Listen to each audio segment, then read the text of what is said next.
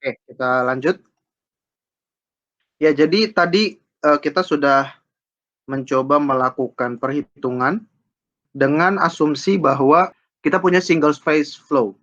Jadi biasanya single phase flow terjadi pada reservoir di atas bubble point pressure sehingga bisa dikatakan tidak ada gas. Semua gas larut di dalam si oil. Gitu ya. Tapi itu tidak selalu terjadi. Lebih seringnya kita punya multi-phase flow. Ya, artinya aliran yang terjadi adalah aliran yang campuran oil, water, gas, ya. Atau lebih pentingnya sebenarnya di sini oil dan water itu dianggap satu fase. Oil dan water itu sama-sama liquid. Jadi maksud dari multiphase ini utamanya adalah gas dan liquid. Nah, ketika ada gas dan liquid gitu ya, IPR-nya itu tidak lagi lurus seperti ini. Ya, tidak lagi lurus seperti ini di mana productivity-nya konstan. Ya, kalau single phase flow, productivity-nya konstan. Tapi tidak demikian pada multi-phase flow. Pada multi-phase flow, productivity index berubah nih, melengkung. Gitu, dia melengkung. Mengapa melengkung? Menurut Muscat dan Effinger dan Vogel, observe that when the pressure drops below the bubble point pressure, gitu ya. Jadi misalnya ini adalah bubble point pressure, PB, ya. Jadi kita punya sumbu Y adalah tekanan. Di bawah bubble point pressure, the IPR deviates from that of the simple straight line. Jadi terdeviasi. Si IPR-nya menjadi melengkung. Gitu ya. Productivity index-nya tidak lagi konstan, tapi productivity index-nya berubah terus, dan itu ditandai dengan pelengkungan ini. Ya, jadi dia berubah terus ya, Sam, dan membentuk profil melengkung seperti ini. Kalau single phase flow, productivity index-nya konstan, lurus saja dia. Nah, mengapa productivity index-nya berubah ya? Why curved IPR? Mengapa IPR-nya melengkung? Kita coba seperti ini. Asal muasal kita kan productivity index itu ini. Oke, ini asal muasalnya. Tapi dengan catatan, permeability di sini tuh bukan permeability absolut. Ini bukan cuman K, tapi KO atau permeability efektif terhadap oil. Ya, jadi yang kita consider, yang kita pertimbangkan sebenarnya adalah KO. Karena fase yang kita inginkan adalah oil. Nah, tapi sebenarnya KO-nya itu pada di bawah bubble point pressure tidak konstan, ya. H itu konstan, thickness itu konstan, RE bisa dianggap konstan, RW konstan. Tapi KO, viscosity oil, dan BO itu tidak konstan. Makanya kita separasikan, ya. Kita separasikan, kita keluarkan 0,0078 708 H, RE, RW, dan skin, ya. Jadi semua yang konstan-konstan kita keluarkan. Kita keluarkan, kita pisahkan yang berubah. Nah, muncul di sini teman-teman, ada K, ada KRO. Kenapa? Karena KO adalah K dikali KRO. Itu adalah KO. Semoga teman-teman masih ingat pelajaran di properti batuan. Sebab KRO, relative permeability oil, relatif permeability terhadap oil itu adalah KO per K. Ya, jadi ini rumusnya. Jadi KRO adalah KO dibagi K, sehingga KO adalah K dikali KRO. Makanya saya mau keluarkan yang konstan, yaitu K. K ini konstan. Permeability absolute itu tidak berubah. Tapi yang berubah adalah relative permeability to oil, KRO, itu berubah terhadap permeability terhadap saturasi, ya. Mu O juga berubah terhadap tekanan, BO juga berubah terhadap tekanan, ya. KRO berubah terhadap saturasi. gitu ya. Jadi ketika di bawah bubble point pressure, saturasi berubah. Kenapa? Karena udah bermunculan gas. Jadi mulai ada saturasi gas, ya. Jadi bukan saturasi oil saja, tapi saturasi gas. Karena kita punya aliran multifasa, makanya akan muncul KRO yang berubah-ubah. Ya. Jadi ini multiphase-nya kita punya seperti ini, ya. Anggaplah yang depan ini kita gabung menjadi C atau konstanta, ya, ini konstantanya. Yang berubah itu adalah KRO, μO, dan BO. Makanya J ini tidak konstan sekarang, karena J adalah konstan, sesuatu yang konstan atau konstanta, dikali sesuatu yang berubah. KRO berubah, μO berubah, dan BO berubah. Artinya J ini akan senantiasa berubah. Makanya kita dapat profil melengkung, gitu ya. Kenapa sih melengkung gitu ya? Karena melengkung itu pada artinya senantiasa berubah.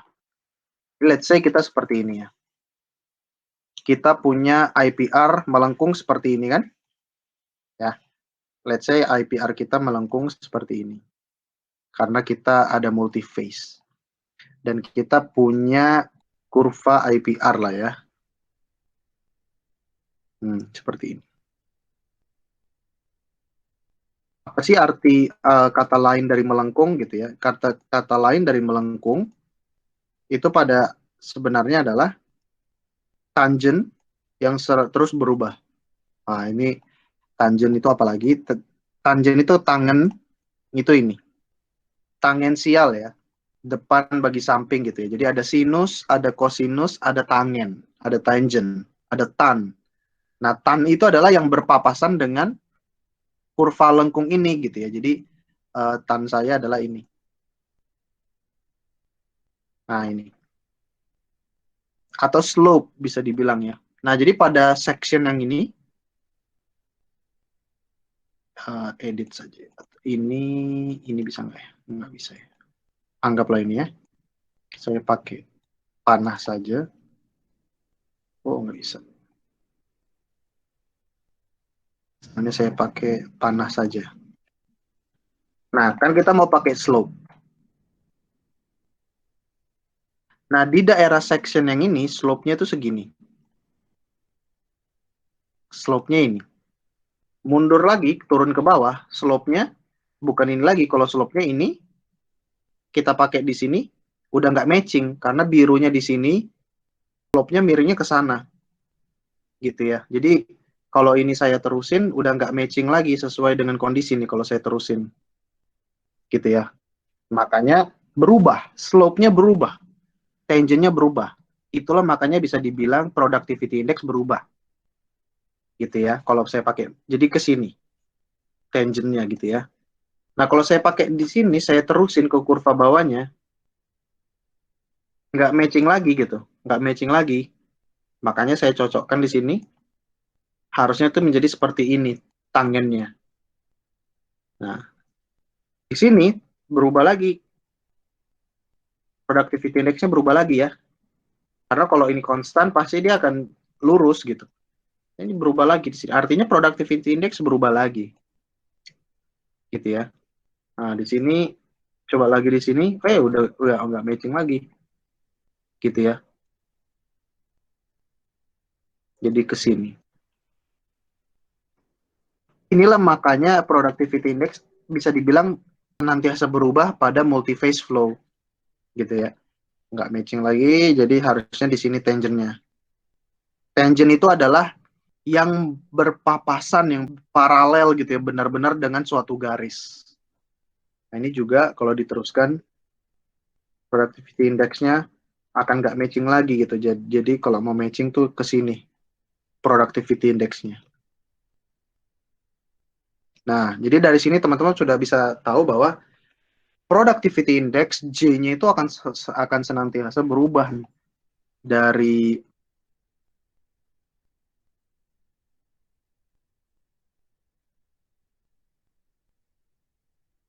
anggaplah di sini J1 gitu ya. J1,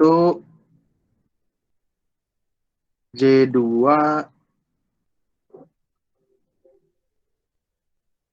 J3 gitu ya, dan terus menerus sampai J kesekian ya, J ke N. Nah, kesimpulannya adalah productivity index pada multi phase flow akan selalu berubah gitu ya. Jadi tidak konstan. Kalau dia single phase flow ya, kalau dia single phase flow, IPR-nya tuh seperti ini, tidak melengkung, tapi seperti ini. Gitu ya, karena pakai yang J1, karena dari J1 dia tidak berubah lagi. Gitu ya. Nah, harusnya itu seperti ini kalau dia tidak berubah IPR-nya. Oke. Nah, kalau kayak gini, productivity index-nya sama nih di setiap titik, konstan. Gitu ya. Artinya kemiringannya konstan di setiap titik, mau tekanan berapapun dia tetap satu fase. Gitu ya. Tapi kalau sudah multifase, productivity index ngedrop terus, turun turun turun turun turun turun. Nah, jadi kita juga akan melihat kalau dia satu fase gitu ya, kalau dia terus di atas bubble point pressure dan tidak ada gas, maka di sini pasti AOF-nya lebih tinggi dibandingkan AOF di sini, ya. AOF di sini lebih tinggi dibandingkan AOF di sini, atau laju alir maksimum di sini lebih besar dari laju alir maksimum di sini. Itulah bedanya reservoir yang satu fase dengan yang multifase.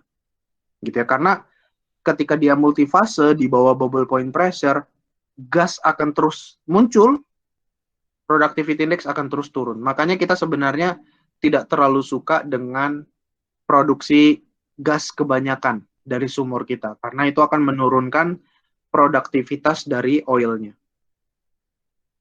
Nah, perubahan dari ini, productivity index yang terus berubah, itu disebabkan oleh KRO, MUO, dan BO. Seberapa berubah sih mereka? Lihat aja di sini. Berubah terus. Di atas bubble point pressure, ya, di atas bubble point pressure, seperti ini KRO dianggap stabil, ya. BO-nya seperti ini, MUO-nya seperti ini. Gitu. Nah, kalau MUO-nya mengecil, MUO-nya membesar, BO-nya mengecil, kalau dikali nanti relatif konstan mereka. Seperti itu ya. Besar dikali kecil, besar dikali kecil, besar dikali kecil. Kalau dikali nanti konstan, makanya di atas bubble point pressure, satu fase productivity index bisa dianggap konstan. Ya, tapi di bawah bubble point pressure nih, di kirinya PB, di bawah bubble point pressure, KRO berubah terus, BO berubah terus, viscosity juga berubah significantly, gitu ya. Jadi itu yang menyebabkan multi-phase flow IPR-nya terus turun.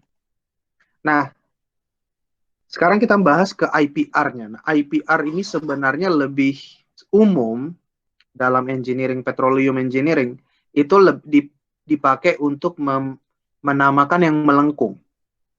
Ya, itu lebih sering dibilang IPR. Jadi kalau bisa dibilang kalau IPR, kalau orang ngomong IPR, itu kemungkinan besar kita ngomong yang melengkung. Kalau yang lurus, itu seringkali orang cuma bilang productivity index. Gitu ya. Tapi ya itu hanya masalah umum atau tidak umum gitu ya. Tapi ketika kita ngomong IPR, keep in mind teman-teman bahwa kita lebih cenderung ngomong yang melengkung. Karena kita mengconsider multifase. Gitu ya.